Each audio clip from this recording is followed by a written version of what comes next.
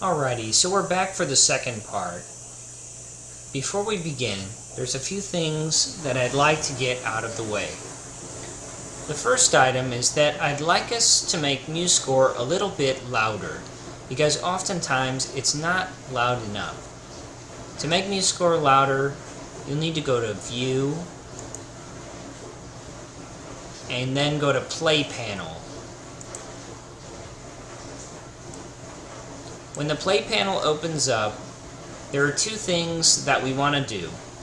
First of all, let's take our volume and let's drag that triangle up so that the volume is closer to the top. Don't go all the way to the top. And for the tempo, this song is actually very slow. Normally, in the beginning, when we're setting up all our options in our template, we'll select a slower tempo. But since we didn't do that, we have to drag the tempo bar down here. So let's just turn it down to about 70%. Maybe a little slower. 65. Because Sweden is a very slow song. When you're done, just go ahead and click the red X close. So, we need to listen to what we have so far. Let's hit the play button. Oh, sorry, I need to rewind. This is the rewind button right here. I'm going to go ahead and hit the play button.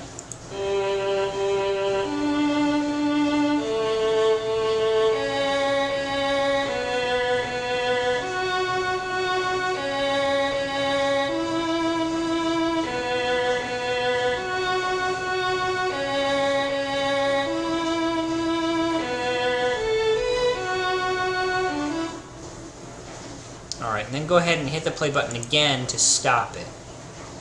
My thoughts are that it's still a little bit too fast. So again, I'm going to go into View, Play Panel, and then I'm going to take the tempo and bring it down just a little bit more. Maybe 50 something, 54. And that will probably be fine.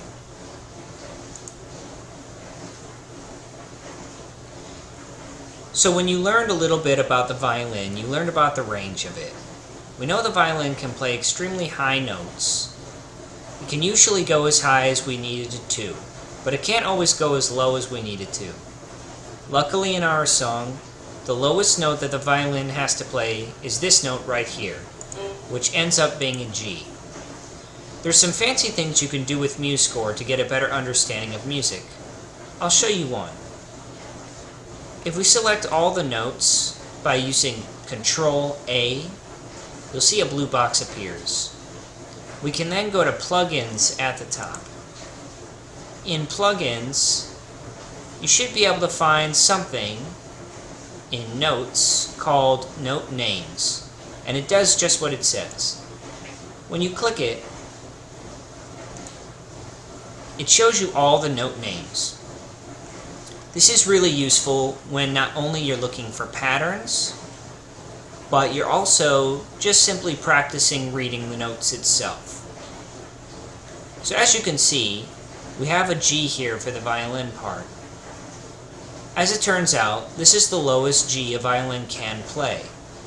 So our violinist is going to be in a very comfortable range, and this part is very suitable for a beginner violinist.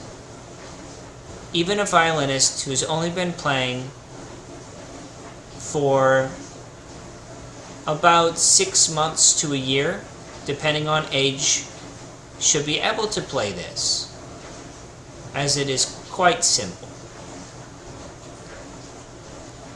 What we need to do now is we need to figure out what's going to happen with the cello part.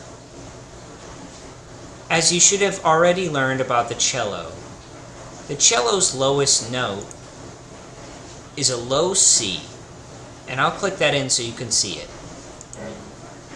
That note right down there. That's the cello's lowest note, and it's quite a low one too. Usually we don't need notes that are much lower than that. For our piece, if we look at the sheet music over on the right, You'll notice towards the end of the piece there are some extremely deep and low notes. Those notes are not going to be useful to us, so we're going to just ignore them because they're simply lower versions or lower duplicates of the higher notes. Leaving them out will not make us lose any emphasis.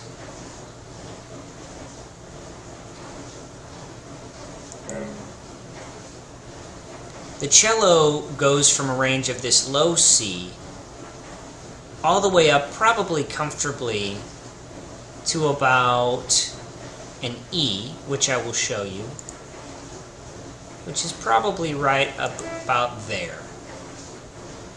Now, professional cello players can go a good bit beyond that, but for our purposes, let's try to never go higher than that, as a beginner would have difficulty.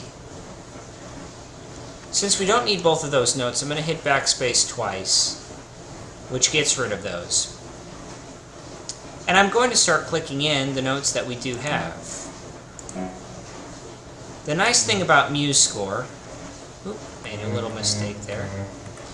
The nice thing about MuseScore is that usually if you click in a note that is out of range, it's going to color the note a sort of greenish color or maybe a reddish color. And that will be your indication that, hey, this instrument is not capable of playing this note. It's important that before you print out your pieces, so you don't waste paper, you just double check all of your notes. So as you can see, I'm just entering in the cello part right here. I did the first line. I'm going to go ahead on and do the second line.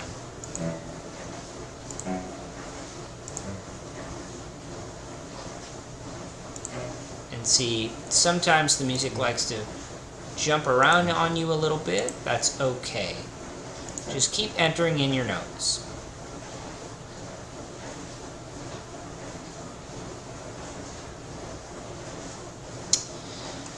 And one more measure left. That's going to start with an E, a low E, then F sharp, then G, and finally we'll need just a singular eighth note by itself, which would be a B note. Right there. Great. And you can click the N again since we're done entering notes. If I hit the rewind button and I go back and hit play, I should hear the lovely result of Sweden.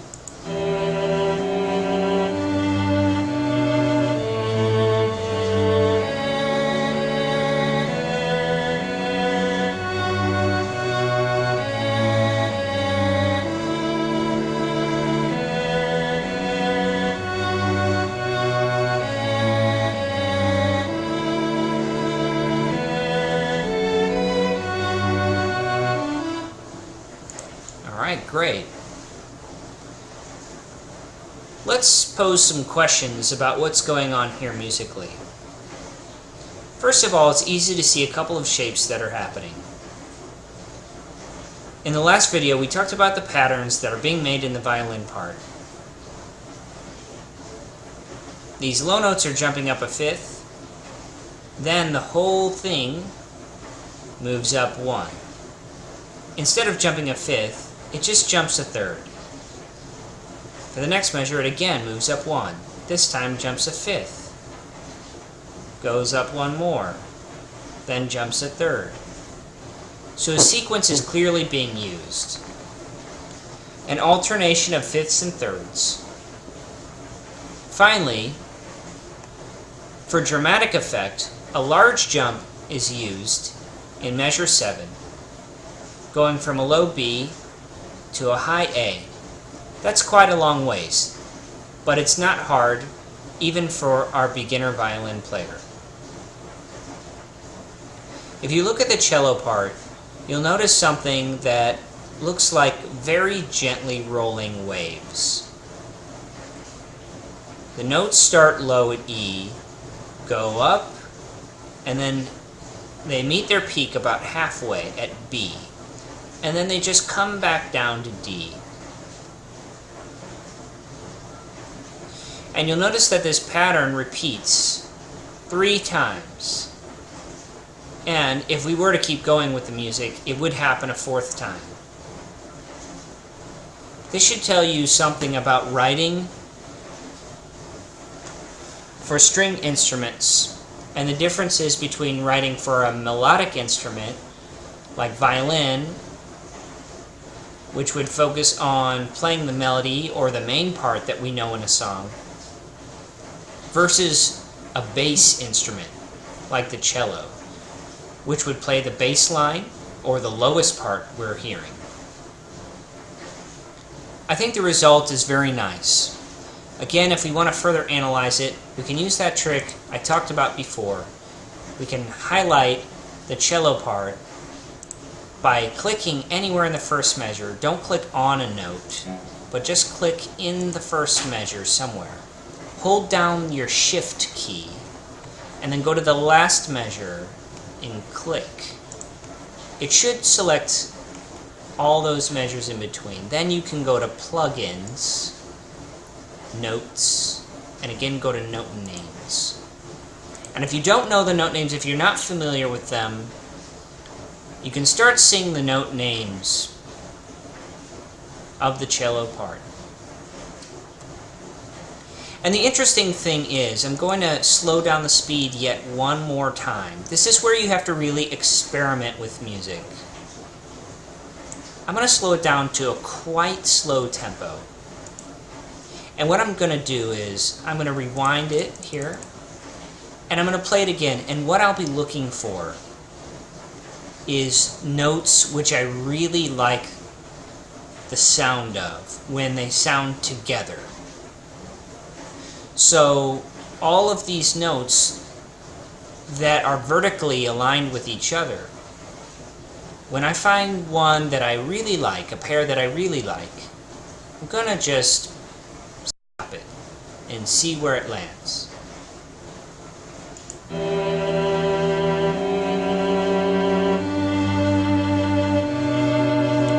Ooh, I really like this one. It has a B and a D, and I find that to be quite pleasant.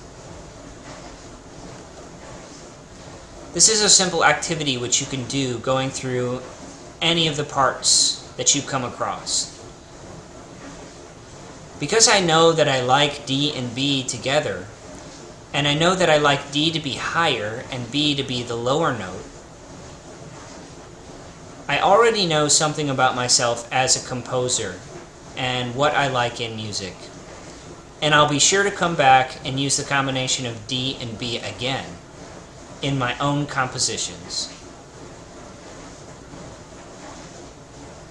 I hope you can see the effectiveness of doing a simple study on other composers' works. Don't forget to save your project.